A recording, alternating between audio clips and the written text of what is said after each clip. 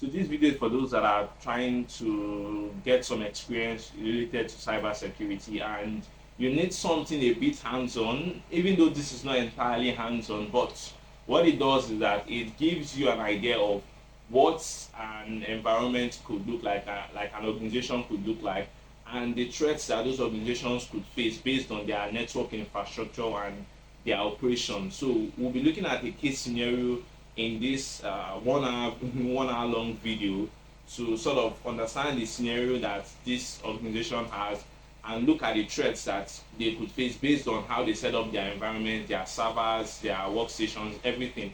So I would love to hear your comments in the comment section. Let me know what you think, and please try sticking to the end. I'm sure you will find this video very useful.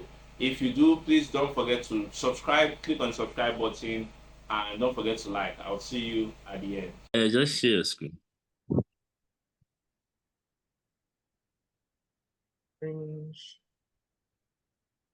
So the scenario says, I don't know if it's Gnosis or Gnosis. I don't even know all these names. I wonder where they get these names from. I swear. It's Gnosis. Gnosis Academy is a private company providing IT certification, training, and testing. Located in scenic downtown Mississauga. Their network consists of 2 classrooms, so they have different network segmentation. Classroom 1 can double as a testing center. Each machine runs a specialized piece of testing software written in Python 3.9 and has a functioning webcam used for proctoring. So classroom 2 is used for training in CAD or Office applications. The organization also has a Linux-based file server which stores the data files used by the testing software. The server is locked down to only share files with machines with IP addresses in classroom 1, as the Linux server can only share files with machines in IP address in classroom 1. The rest of the administrative staff perform their duties on their own Windows workstation. There's one Linux-based web server running Apache situated in the DMZ, as the demilitarized zone. It hosts a single website which takes reservation and course fees for Gnosis Academy. This is done through a custom application written in PHP. The organization has no on-premise email system. All email is handled by their domain hosted by Google. All employee machines are using Intel graphics cards. All servers are running headless with no graphics cards. All systems have default installs of the operating systems and applications. I think I've gone through the entire scenario. So I think let's try to understand what is happening, how their entire infrastructure is set up. So from there, we can now go towards answering the question that they told us to do, that was to. So just like before, they are telling us to find any vulnerability that could affect any of the systems that they have in their setup, in their infrastructure, and then see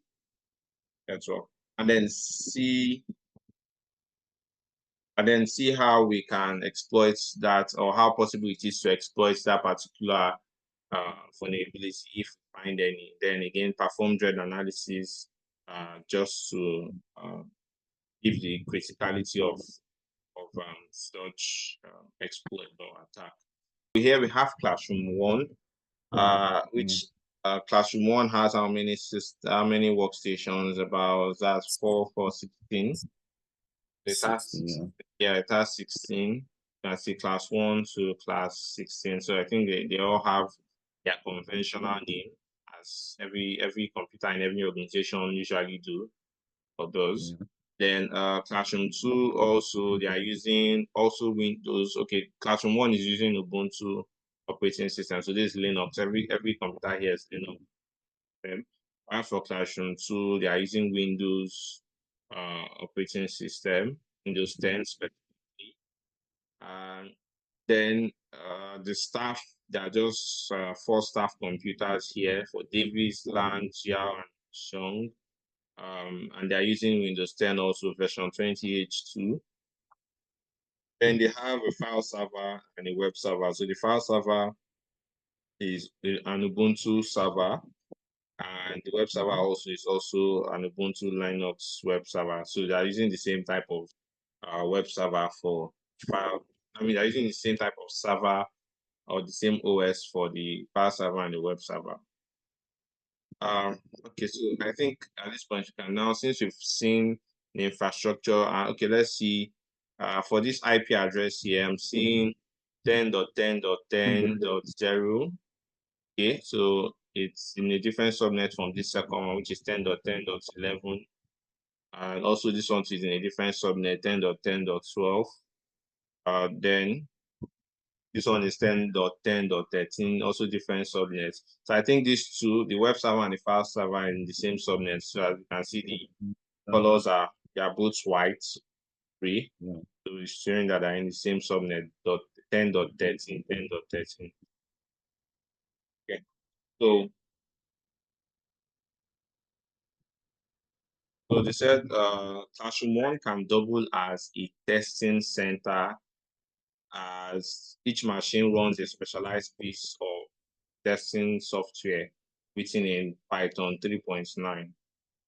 So there's a software here that people that are coming to write exams use on this computer. So anybody coming to write any certification exam, this is the classroom they would use, because that's the software that those are the computers that have those specialized tests. Then it has a functioning webcam for proctoring. Okay. Classroom 2 is used for training in CAD or office applications. So yeah, That card, I think that CAD, is it like AutoCAD? yes, to be AutoCAD. Yeah. So Classroom 2 is used for just their training and training in AutoCAD and office applications. So that's when they use Windows. They don't use it for certifications. They just use it when they have training for students or whoever. They use Classroom 2. And then the organization, yeah, it says the organization, let me see if I can. They say the organization has a Linux-based file server which stores the data files used by the testing software. So that should be this particular file server. The rest of the administrative staff perform their duties on their own Windows workstation. So the other staff, this is what they use.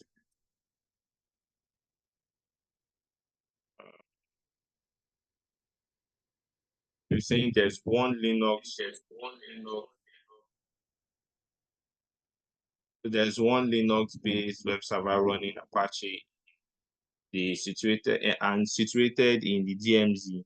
Okay, so I think this requires some discussion. So they said there's one Linux-based web server running Apache in the DMZ.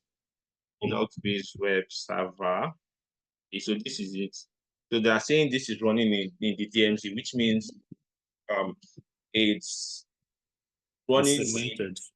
it's segmented, so in a way that is publicly accessible to people externally, like that are not in the organization. So that's why it's DMZ. So it hosts a single website which takes derivation and courses for Gnosis Academy. So obviously now this makes a lot of sense. Usually organizations don't want to keep their internal servers in the same place or in the same subnet or network region with other servers that are publicly accessible, because if there's any sort of breach or anything, it could easily slip into their internal network system. So there's always this form of segmentation. That's where the DMZ comes in. So that particular server is hosting a website that takes reservation for course fees of Gnosis Academy. So when they want to pay for that training for the CAD, AutoCAD, and the Microsoft applications or the applications, then you register here on that website with the custom application that is written in PHP. And then the organization has no on-premise email system, so there's no email system hosted on their external network. Maybe they're using online exchange, maybe whatever email service they are using. It's a cloud-based email system, not hosted in. Yeah. So all mail is handled by having their domain hosted by Google. So it's Google. So all employees' machines are using Intel graphics card. All servers are running headless, no graphics card. So I think this is also an important stop here. All servers are running headless, no graphics card. And defaults. Yeah, all systems have default installs of operating system and application. So for some reason they've not done any major tweaking or major hardening or whatever. They're just using everything as default. Yeah, I think we have clear understanding of This.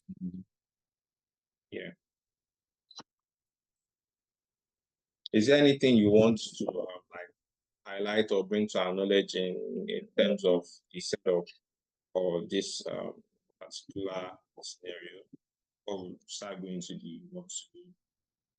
Let's move on because the scenario is not that much. It's if you read it all over, you can easily grab it. Yeah. Because the first project we did, they have similarities. Yeah. It's well explained. So Okay. let's just Okay. All right. So what to do? So they've told us what to do now. So we are going to, they said read over the scenario above, which we have already done. Examine the configuration information of the machines in their network, which I think we've already done. We've seen the ones that are Linux. We've seen the ones that are running, Apache. We've seen the ones that are using Python software. We've seen the ones that are using some other PHP and all those other things. So go to this particular website, cve.mitre.org, select CVE research from the drop down. And by typing the various keywords, e.g. Ubuntu 18.0, find a single specific security flaw that affects Gnosis Academy. In other words, it must affect a piece of hardware or software that the scenario clearly mentions. It uses or a component of that software. So it said, do not select a buffer overflow attack that affects SQL Server unless the scenario clearly mentions that it uses SQL Server. So we are not just assuming that, oh, they might be using this, they might be using that. We have seen, okay, this is what they said they use. So we are looking for, is there any vulnerability that could affect any of these softwares listed or any of these operating systems that have been listed. Then make sure the flaw is available in the version of the software installed on the system. Read over the flaw you've chosen and do a few Google searches to find out more about how it works. So basically, this is how any maybe malicious person or whatever would try to attack any organization. So they obviously need to do Google search themselves to get some information, the ones that are open source and all. And I think that will help them when it comes to exploitation. So it says consult the lecture in week 1, how to do. Okay. So okay, the last one, perform a threat analysis as explained in the slide deck of week 1. Okay. So so the first thing we have to do is the CVE ID. So we need to get a CVE that affects any of those workstations in their organization. Again, CVE is common vulnerabilities and exposure, just for those that are watching. So let me go to my browser. Oh, okay, let me go to my browser.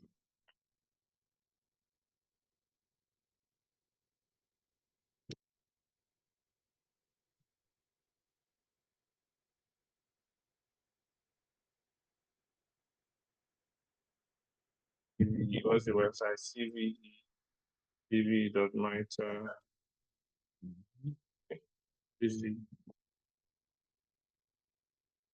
Yeah, so this website they said we should go to, and they said we should click on CVE.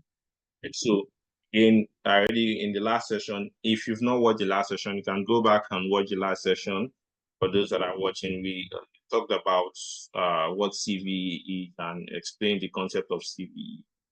So here we can search a list of we can search for stuff that would direct us to what CVE affects any of those machines. So what do you think? Do you have anyone in looking at the Yeah, perception?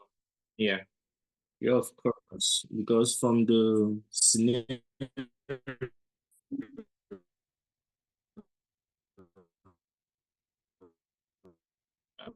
installed on their web server and their file server too, which is the major server. Could you take So that I was able again? to pull up CVE. Can you hear me? Yeah, but could you take it again? Okay. I said based on the scenario, right? Can you hear me? Yeah, I can hear you clearly. Yeah. Okay, based on the scenario, so they mentioned the PHP version, which was installed on the web server and also on their file server. So let's start from the web server. I was able to pull up to check up the vulnerabilities that could be facing that PHP 6.2. So I was able to look on that CVE list, 2019 11043. I don't know if you can check it. 20 CVE 2019. Okay, and I was able to look because once they mentioned a particular operating system, I tried to look it up to know the vulnerabilities that could be affecting such operating system, Yeah. right? Mm-hmm. So I checked that the PHP reached its end of life on 30th November 2020. Okay. So Wow. I can still I'm sending you the link to confirm that. Okay. So I can be able to Okay. gradually. So if you look at that PHP 7.2, which is on the web server, Yeah. it reached the EOL on November 30th, Yeah. which is number one. So looking it up, there are so many vulnerabilities since it has reached EOL. So I was able to look up one of the most common vulnerabilities, which is CVE 2019 043. Okay. CVE. So hold on before I type the CV. So just for those that are watching, the reason is mentioning the CVE is because again, for those that will be trying to do this on their own, all you need to do is, since we've decided to get vulnerabilities or CVEs that affect PHP 7.2 7.2.26, it's either you go to Google and search for vulnerabilities that affect and just search vulnerabilities or CVEs affecting PHP 7.2.26, and then it would give you, if you try to open any of these, it will give you some CVs. You can see some CVs here, which will give you those CVs. Or you could just type PHP 7.2.26 here to search CVE list. So when you submit, to give you a list of CVEs like this now, that affects that particular PHP version. So the one you want to call, is it listed here? If it's not, so that I just type it out. 2019 11043. It should be when you scroll down 2019 after 4 should be 43. The next should be 43. Is it there? For some reason it's not showing 43, just showing 5. So okay, so 2019 11043, right? 043, yeah. Okay, so there's 44 that is showing. All right, since it's not showing, let me go back and we'll just search it directly. So CVE 2019 11.0.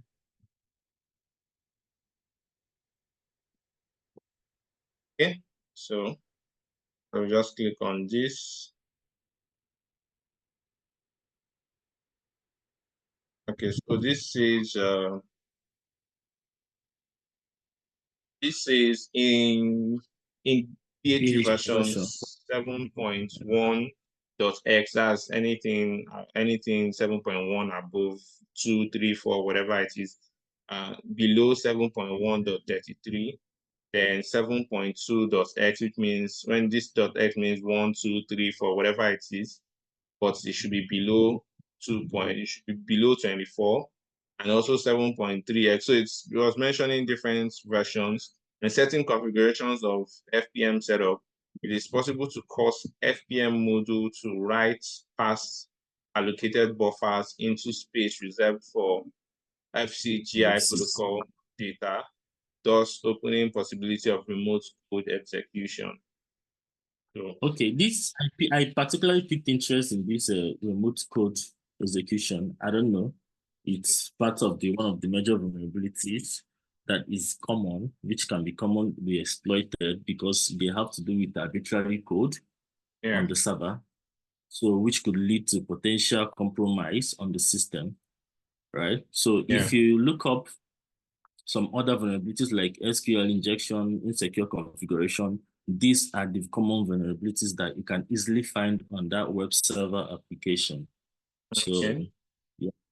yeah. Okay, I think that's good. So I think at this point, since we've gotten our CVE, let's start answering the questions and just copy CVE. This is a PDF file, so I'm not able to write anything here. But Well, if if you have other suggestion of maybe they have so many vulnerabilities under that PHP 7 points yeah, because it's already EOL. So yeah. I was able to pick up that because of that remote code execution. Yes, yeah, okay, I get. So, yeah, obviously that remote code execution is because sometimes when we look at some of these CVEs, especially, it could be difficult to understand the concept because some of those concepts could be a bit quite technical, like mostly for the people developing the softwares and all, they know what all those things are. But for you to decide to exploit a certain vulnerability or something, you should have an idea of, oh, I know what this is. That's why the remote code execution could be the best option to go for because it's just running code remotely that would give you control over that particular device or server. Let me open my Tally and see something. I think this okay. So I think these guys are Qualys is giving us a better. I think they're giving us a better explanation compared to the comparison to what we've been seeing so far. So certain versions of PHP 7 running on Nginx with PHP FM enabled can be vulnerable to remote code execution vulnerability as this CVE. Given the simplicity of the exploit, so it's saying that it's actually very simple to exploit. All web servers using the vulnerable version of PHP should be upgraded to non-vulnerable PHP versions as soon as possible. So again, for most people don't know, for those that have websites, especially maybe you have a website that you can access the backend using WordPress and all. Sometimes you will see your PHP version is 7 point something something. It's not tell you upgrade to the next version. Some people, if you don't monitor your website or if you don't perform regular upgrades or periodic updates, don't set, oh, I would upgrade my website when update is available. If you don't do that, then they are most likely vulnerable to this type of attack. So someone that knows that your website is probably using an old or this vulnerable PHP version would most likely try to exploit it and gain access to that website or your web server. So given the simplicity of the exploit, all web servers using this vulnerable PHP should be upgraded to non-vulnerable PHP version as soon as possible because the vulnerability is limited to specific configuration. The number of vulnerable installation is smaller than it might be. So Qualys Web Application Scanning, as WOS, you test for this vulnerability as long as QIDs, this number and this number are included in your scan. So just telling how to scan for this using Qualys. We recommend organizations immediately remediate all systems that are vulnerable. While you're getting ready to patch, you can easily deploy a virtual patch via rebuild templates in Qualys. So remediations instructions are provided below. So this is how to remediate, how to fix. Okay, so it's saying these versions are vulnerable to this. After testing various combinations of PHP and server versions, we determined that only PHP 7 versions on Nginx servers with PHP FPM, a fast CGI process manager for PHP enabled are vulnerable. So if this is enabled, then it's vulnerable. Then our research and details provided in this indicate the vulnerability is due to code in FPM. So there's a file, a configuration file in the PHP that is named, in the PHP package that is named FPM underscore main.c. There's a code error or there's a bug in this particular configuration file. The directive fast CGI split path info is only enabled on Nginx server, so no other server is likely to be affected.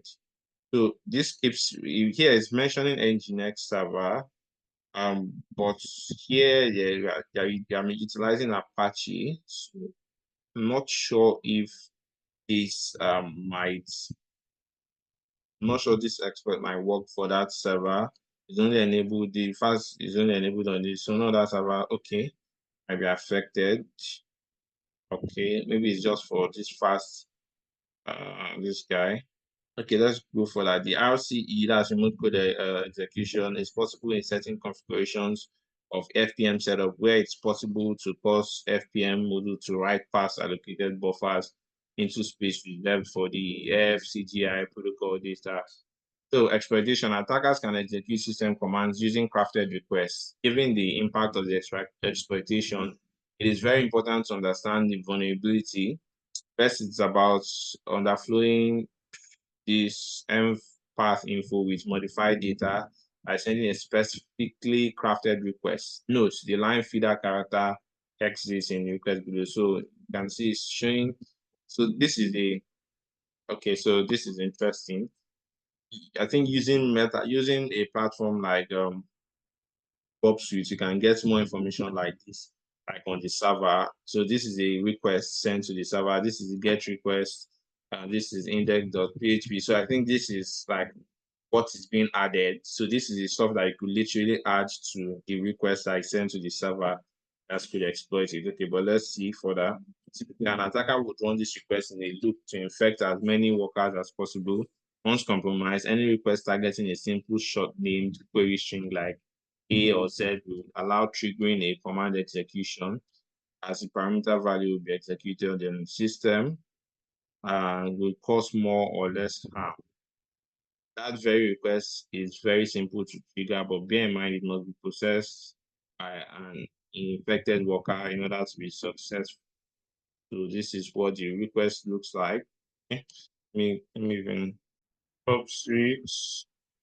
Just want to show something. So Bob Suite, I'm opening Bob Suite. This is for web application and penetration testing or testing. Let me also this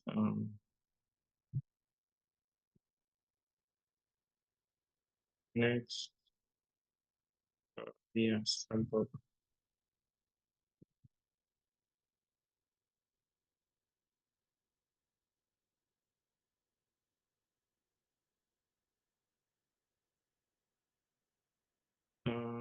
okay. So MSF console,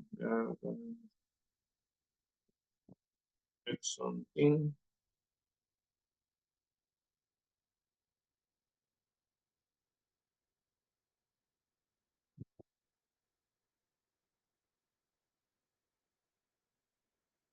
Exploit already has some exploits for that stuff. So if it has exploit, then it's like the easiest way to exploit it. So let me search for PHP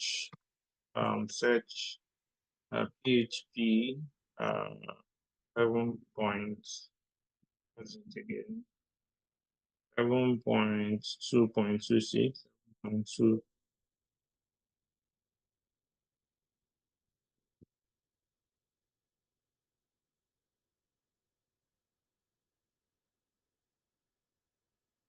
Okay.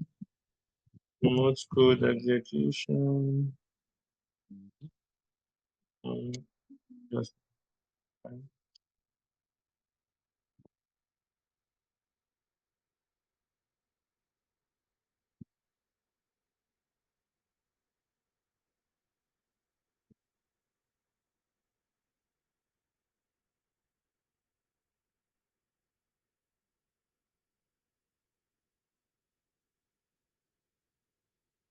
okay, so this one is 2 points.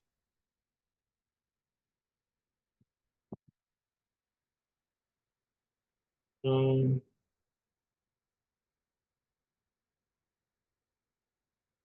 lots of remote code execution, but I'm just seeing if there's anyone specific to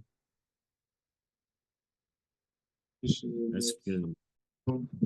This one, there are a lot of stuff here, so it's not really giving me the exact stuff. It's something that will take a while to go through. What exactly are you looking out for? What did you say?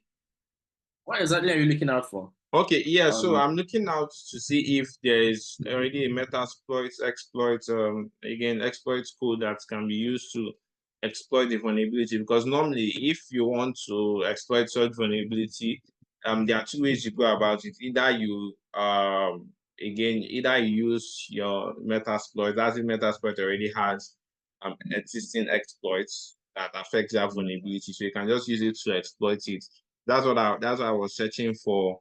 PHP exploits, and I'm seeing some, but I'm not seeing the one that is affecting the 7.26 because there's a lot of search query that it gave us. It's giving us over 428 exploits that we can use that is affecting PHP, but it's not specific on the version of PHP. So that's what I was going through.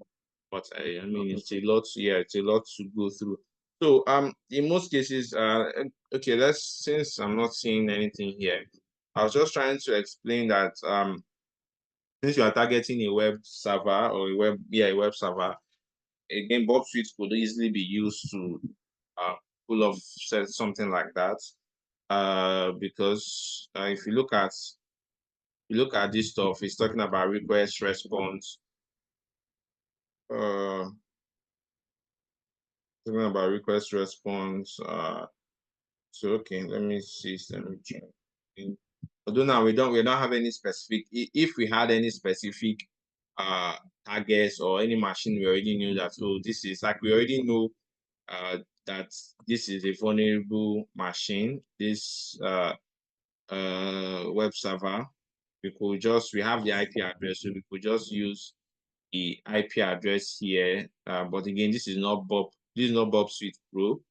Professional version, all you need to do is just to put in the IP or the website's domain, and then you run the scan. So it will give you all the vulnerabilities. It will list all the vulnerabilities here that could be exploited, and even show you how to exploit it. But in this case, we don't have an actual. We can't do that because it's not a live. It's just an example.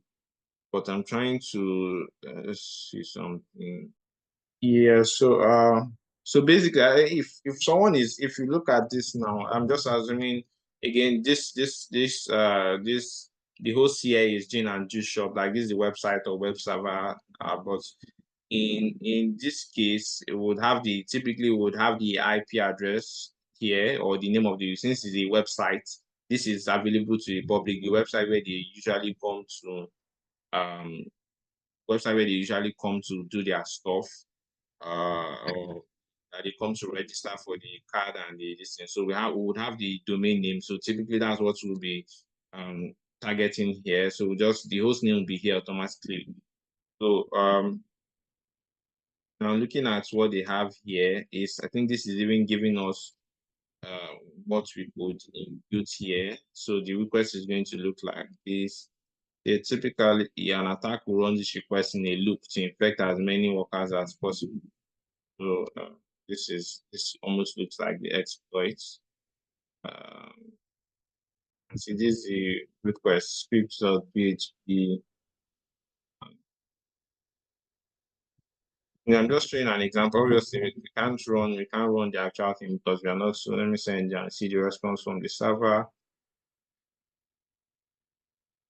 All right. So typically you can either use Bob Suite or again Metasploit. If that's for those that are just testing, you can use any of this for the exploitation. Let's just continue with the. Let me close this. Continue with And it's also for educational purposes, not for the other way yes. around. Yeah. Exactly. So it's this already giving. This is giving you. If you see, this is giving you the exploitation. So it's telling you how to. So for those that know how to or that have understood the basics of Bob Suite, you can easily use Bob Suite to send a request to the server. So in this case, you are sending a malicious request. So this is going to cause again, look at the amount of queues and whatever. So this is going to maybe affect that buffer stuff. I don't know if it's going to affect this env path. And then again, it's going to, when we send the request to the server is going to pick it and then send us a response. So that response is what is going to cause the exploitation, the ability to exploit. So detecting the vulnerability with, okay, so this is just saying how to detect the vulnerability. So I think at this point we can now go further with the other questions that were asked in that this so we've gotten if this is not the question. Okay, so we've gotten a CVID, machine name. Okay, so what's the machine name? The machine name we are trying to exploit is Gnosis 1. Whatever. Yeah, Yes. web server Gnosis 1. That's the machine name or the conventional name. Then how this issue could represent a risk to the organization. I said provide a step-by-step explanation how this issue would be used to attack the organization. So obviously, if the organization has that vulnerable server, the exploits is already available online. As you saw, we saw some exploits online. So it's something. If it's something that has been written online in terms of how to exploit it, then anybody that knows that server is vulnerable can easily exploit it. So does the attack have to begin from inside the institution or outside? So do you want to answer this? Or I should go ahead. No, it's a remote execution. Yeah. It's from outside. Yeah, So exactly. Yeah, so it's from outside because again it's remote code execution. So they don't need to be in your internal network. And again, that particular server is a web server which is hosting their website, which means it's publicly accessible. But the good thing is that it's in their DMZ, so it's far away from, it's not mixed with their internal network. So if there's any compromise, at least they should be able to handle it. So the answer to this is that it has to begin from outside the organization. So does it require physical access to the equipment or not? So it does not require physical access. You don't need to have the server or anything. You don't need to be there. Does it require a large amount of expertise or not? So in terms of this, I think to some extent, yes, because aside just having the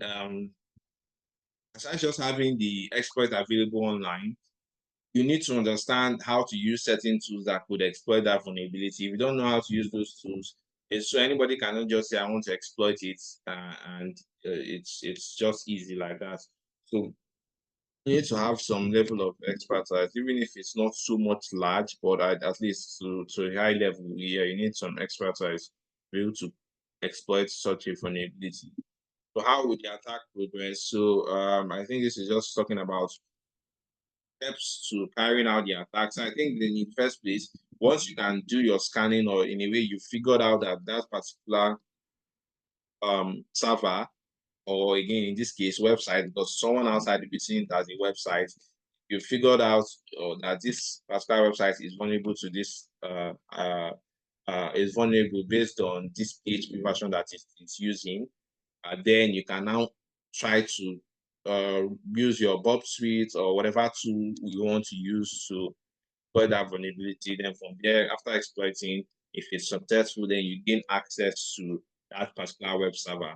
And if you notice, since that web server is, if you notice, since that web server is in the same subnet, is in the same subnet with this guy, with this file server, there's a possibility that although this is in DMZ, but there's still a possibility that there could be some communication between these two servers. Yeah. And Yes. there's also a vulnerability in the file server as well. I don't know. Yeah. Yes, exactly. So I mean, one thing leads to another. So since the other file server has a vulnerability, so there's a possibility to interface with the two machines. So how this issue operates. So replace this with an explanation of how this issue. So again, it's something that we can get online. You understand what vulnerability it is. So it's just about getting the explanation, which we had a very, you can see there's a very explanatory stuff here. So I can always get that.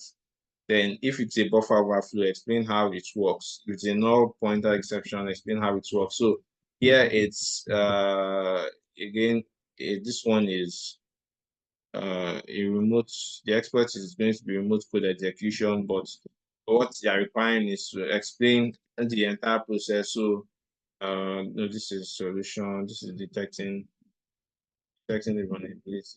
I'm not trying to detect exploitation. No. So this is what they are telling us to do. Yeah, all this stuff. So this is what is requesting explanation of the vulnerability and the scope of vulnerability. That's what that particular place is requesting. Then says okay, so how this issue should be remediated. So how do you fix this issue? How do you solve this problem? Explain step by step what the institution must do to reduce the risk of or eliminate these threats. So again, okay, and how soon should they act and why? So again, these resources by default we know that. Or do you want to take it for us? Like, what should they do in order to prevent this kind of exploitation of this type of vulnerability?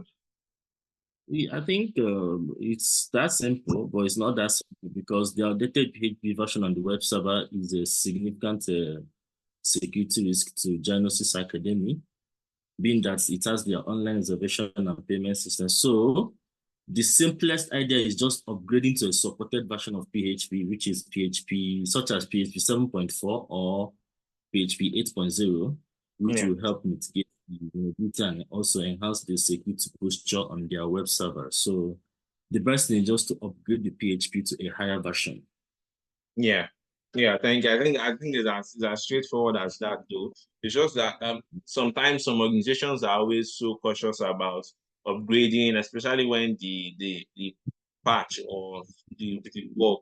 I mean not the, especially when the patch or the recent updates is quite new, they wouldn't immediately upgrade because they wouldn't want their system to crash, or they'll say, oh, there are issues with this new update and stuff. So they wait for a while. Some people typically wait for like a month or two after the recent updates before updating. I think before that time, maybe there are certain steps that they could take to make sure that that particular stuff is still at least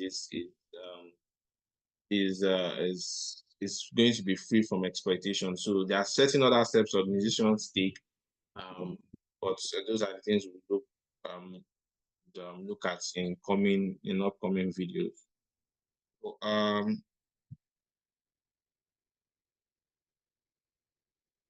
So the next question was, okay, what must we do to reduce the risk and eliminate the threat? Okay, obviously we said that update is still the most important thing. Then periodic scanning or detection by patch management tools and all those things will help you to detect earlier. So how soon should they act and why? Obviously, they need to act very quickly because it's not a vulnerability that is hard to exploit, and the exploitation is it's not something that just came out maybe today that they said, oh, this is just a new vulnerability that we found today. It's something that's been existing, and there are exploits that are available online. Something that if someone wants to exploit in, if the person has the right tools and all, in minutes they will get it done. So it's something that they need to consider fixing as soon as possible. And if you decide that the issue requires a patch, provide the URL where the patch can be found. Okay, so in going back here, where is that? We could search patch for PHP 7.2. Yeah, exactly. So if you just search for patch for PHP 7.2.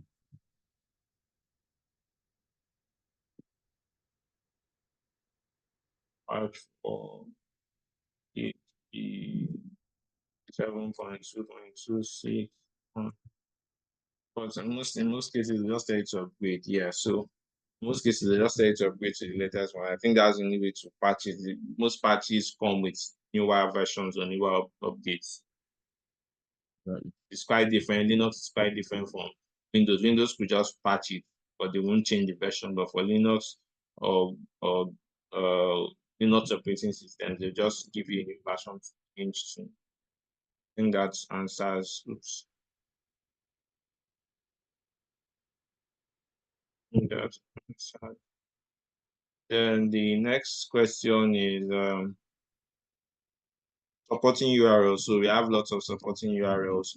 That supporting URLs is just to, I mean, give someone more ideas or more idea to maybe read or research more. So we have lots of supporting URLs here, including all these ones that we use. So these URLs will help you understand the vulnerability and what better understand it. Then the last thing we are to look at is the threat modeling. So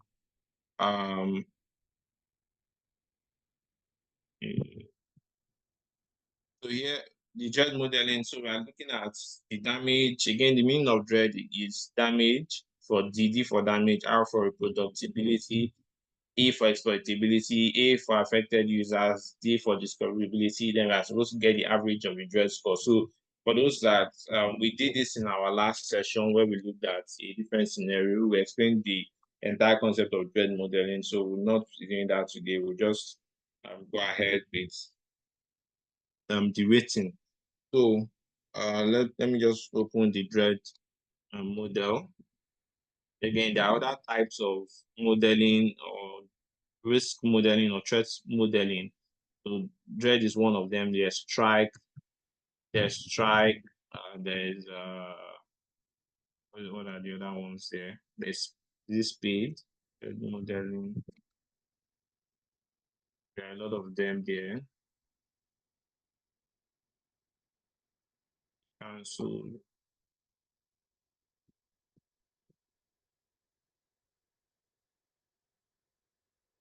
okay, so again, the damage is to understand the potential damage that this vulnerability will cause, or this particular threat will cause. Then the reproducibility is to identify how easy it is to replicate an attack. Then the exploitability is to analyze the system's vulnerabilities to ascertain susceptibility to cyber attacks.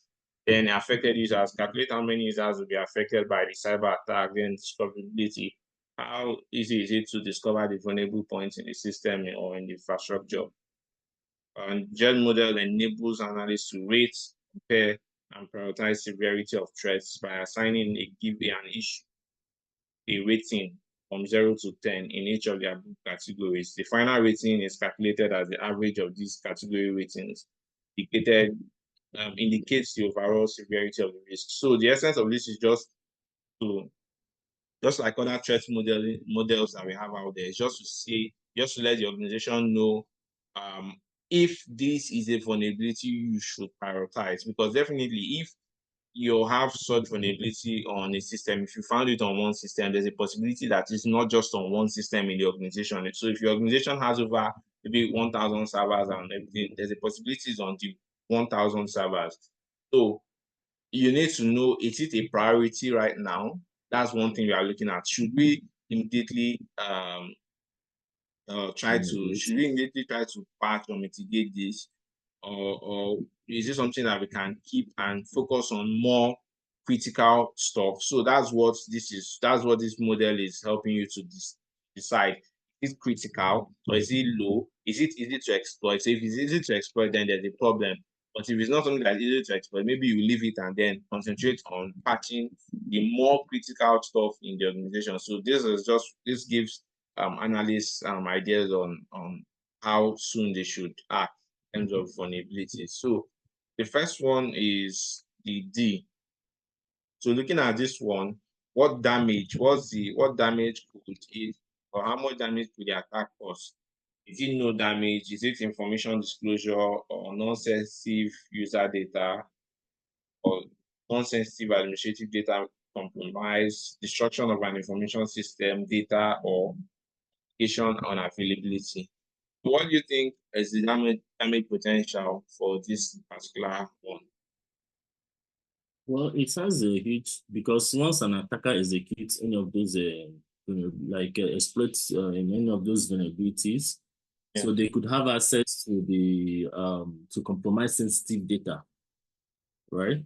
So like testing software, which is attached to the that has almost 16 systems. So the whole of the system is affected. So I think the attacker could tamper with the testing software, and also the stored student results that is stored on the server could be affected as well. So an attacker who gains an unauthorized access can perform malicious action. Yeah. So what rating are we giving it now? Because obviously it's more than information disclosure. It's not just information disclosure, non-sensitive user data, detect individual. Well, it's not just non-sensitive data. Non-sensitive administrative data, destruction of an information system data or application. But I think in this case, 10 could be, because it could destroy the information system, meaning they gain access to information on the server, and again they could take it down. Okay, so I think so for that one we've agreed that we'll give it 10. Then reproducibility. So how easily can the attack be reproduced? If someone wants to reproduce, maybe like a cybersecurity professional or maybe anybody, how easy is it for this attack to be reproduced? Is it zero, difficult, or impossible? So it's definitely not impossible. Is it complex? Sorry, we talk about reproducibility. Is it like how the exploit can advance from one system to another? No.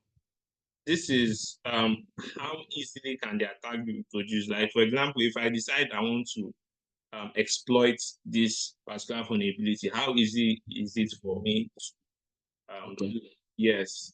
So is this something that is easy to do or difficult? That's what it's saying. So again, it's not impossible. It's complex, easy, very easy. So obviously it's not very easy because it's not something that does not require technical expertise, and it requires someone that's quite technical to exploit such a vulnerability. Yes, it's easy.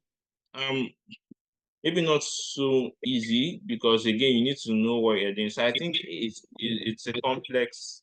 I think I would go for complex here in this case, but it's definitely not impossible, and it's not so easy or very easy.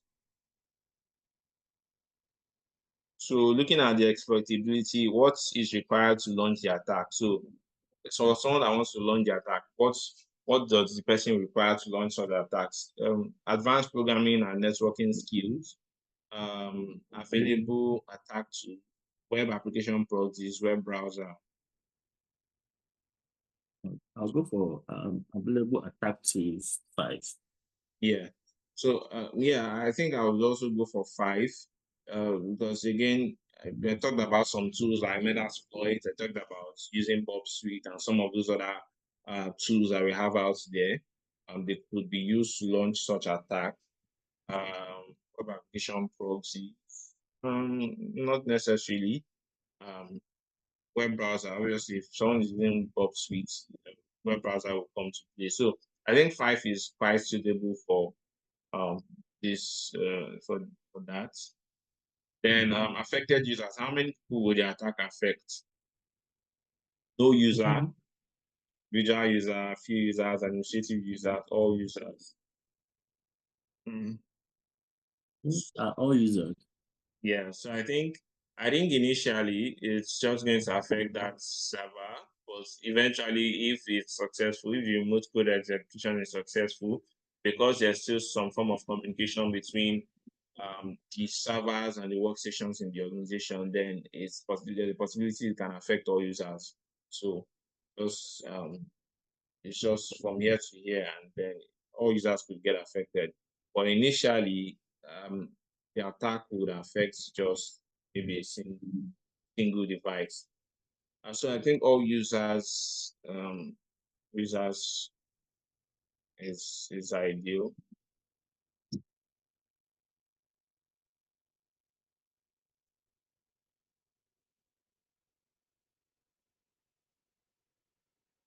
Because I think But then is it again, the yeah, web server that is connected to classroom 1 that has 16 users? yeah, Is it okay? It's the file server. server. So here the discoverability, how easy is the vulnerability to discover? So well, it's not so difficult to discover the vulnerability, because if you're using a good patch management solution, like we have HCL Big Fix patch solution that is out there, and we have Qualys, like you see, and some other ones that are out there. It's easy to detect this vulnerability and even patch it immediately.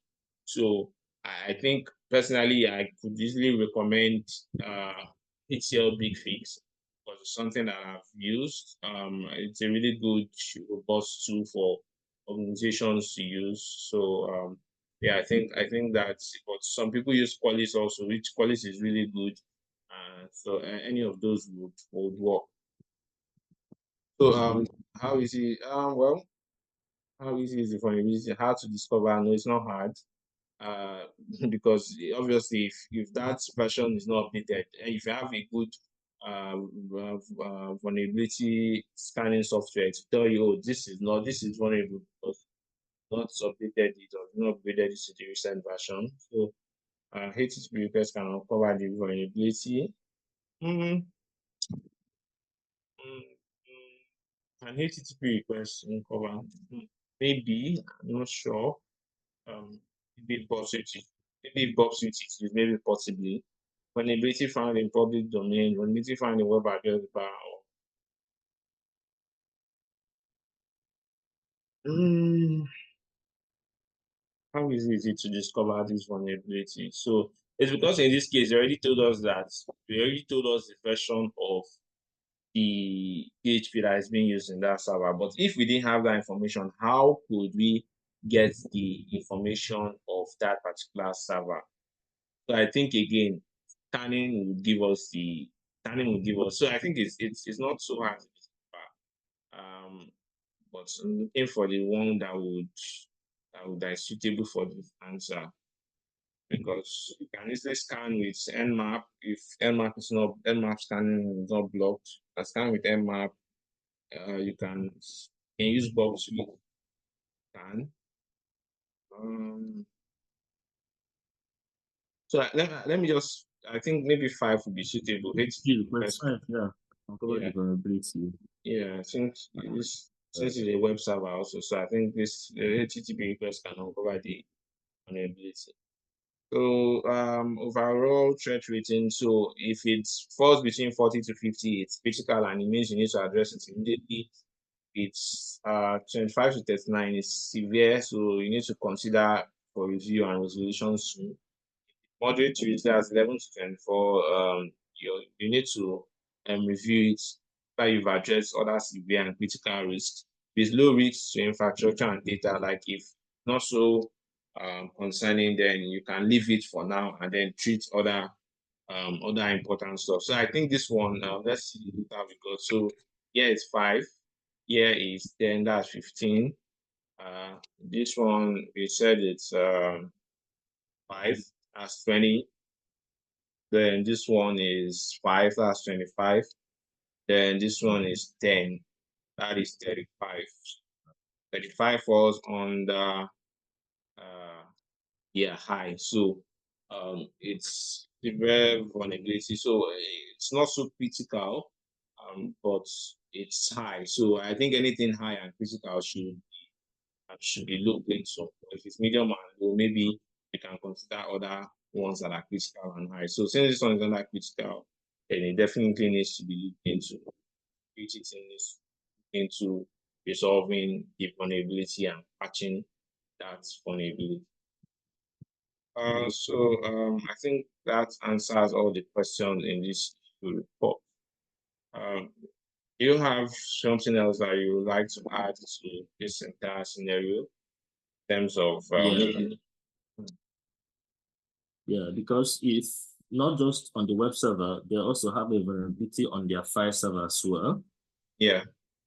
Because they are using a Samba 4.7 on their Samba 7. Yeah. Right? Yeah. We probably okay. Maybe is this something we could discuss continually on the next chapter, or should I just summarize that? Yeah, you can just summarize. Since you said they are using Samba, so what do you think would happen if someone decides to? Yeah, I think Samba, first of all, Samba is a widely used software suite that provides file and print services for various operating systems. So it also have Samba 4.7 has a vulnerability known as CVE 2007-14-746, right? Okay. So from my research, this vulnerability is known as a user after free.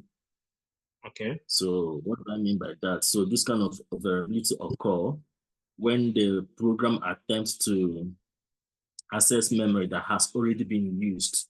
So in the context of Samba, it allows a remote attacker to execute also arbitrary code similar to the PHP 7.4 by sending a special crafted server message block version 1 request. So there's a vulnerability in their file server as well, which could lead to authentication bypass, which could lead to privilege escalation. So this vulnerability can also be exploited remotely, right? So yes. it's complex. Yeah, it is.